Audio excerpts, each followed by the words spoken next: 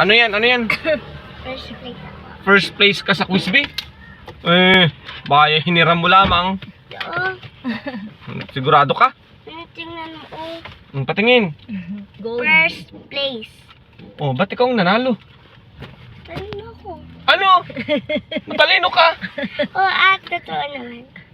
Baka ikaw kinukuha mo yung sagot mo katabi mo. Aba, hindi. Wala akong katabi. Wala katabi? Ay, bakit ikaw ang nanalo? Hindi ka naman nag-review. Anong ginawa mo? Nakinig ako kay teacher. Hala ka, hindi ka nag-review. Hindi ka nag-review nung gabi. Tapos ikaw ang nanalo. Anong ginawa mo? Lagot ka. Ikaw ang nanalo sa quiz bee ng grade 1. Lahat ng grade 1. Yes. Ay, bakit mo nakuha yung sagot? Ay, hindi ka naman nag-review. Ay, isusumbong kita sa teacher mo. Sinasabi ko sa iyo. Anong ginawa mo at nanalo ka? Nakinig nga. Matagal na yun. Sinasabi ni teacher.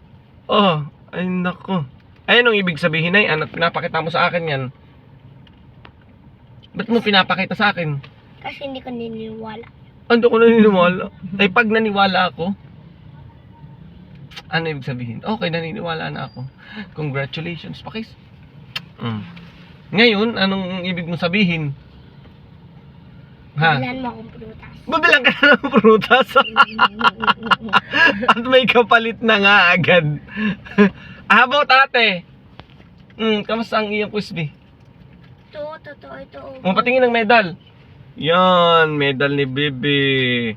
First place sa quiz bee si Priya. Congratulations. Siyempre,